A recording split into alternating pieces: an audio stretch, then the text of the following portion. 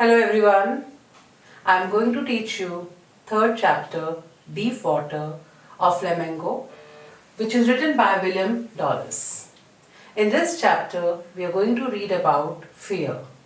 We know fear is sin, fear is death, fear is wrong life. Whenever we are afraid of anything, we cannot enjoy that thing. The same thing we are going to learn in this chapter, Deep Water.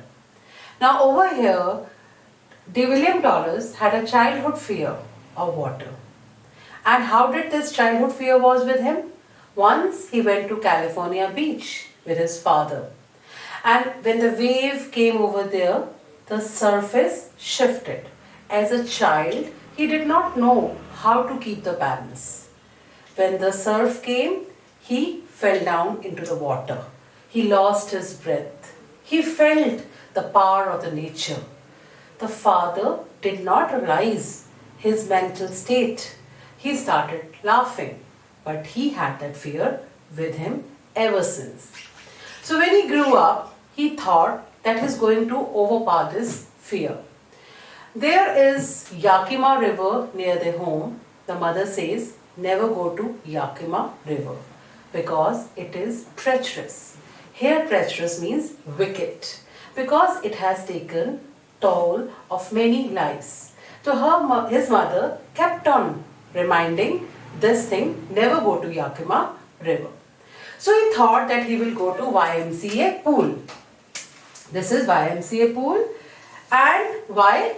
Because it starts from 2 feet and gradually it goes to 9 feet. So he will be comfortable, he will learn swimming over here. So he equipped himself to learn the swimming.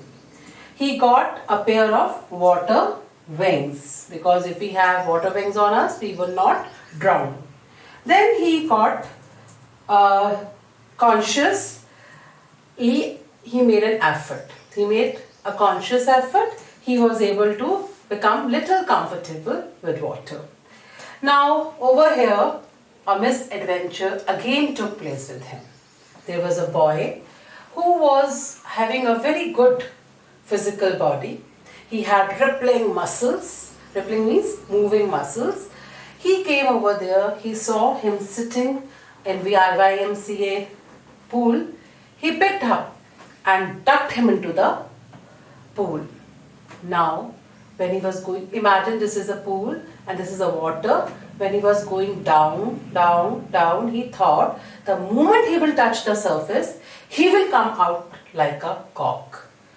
But this strategy did not work. He tried once, he tried twice, he tried thrice, but he was not able to come out of the water. Now he went to oblivion. Oblivion here means forgetfulness. He said, okay, fine, I'm not able to come out, so let it be. Students, I want to tell you this incident with your lives also. When you meet with an accident or when you try to overcome with that situation, you work hard. And when you think it is not in your hold, you give up. It happens number of times with us also, and I hope that it should not happen.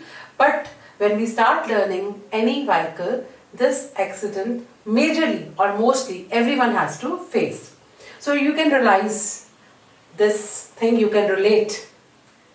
So that strategy did not work. He went to oblivion. He was unconscious. When he came to senses, he saw that boy, the bruiser, was being scolded by everyone. Bruiser here means the person who has got very good physical body. Everyone was scolding him and he said, oh, I was just kidding. You were doing kidding. You could have taken the life of the child. When he went back, he was terrorized. He could not walk. He could not sleep. He was having nightmare of water. As we know, the people who live in West, they are very adventurous. Now we Indians are becoming adventurous day by day. So they love to do adventures. Now whatever the adventure which was related to water, maybe canoeing, maybe boating, maybe shipping, anything which was related to water he could not enjoy. He was not able to enjoy because he had fear of water, of California, and the boy who ducked him into the pool. Now, as he was not able to enjoy any water sport, he thought he has to overpower this fear of water. He appointed an instructor. Now, instructor started teaching him in the month of October. What he did, he put a pulley around his waist and he used to put him into the water and used to take him out. Next, he taught him how to inhale and exhale in the water. Then he taught him how to use his legs. So he built a swimmer bit by bit. Bit by bit, how?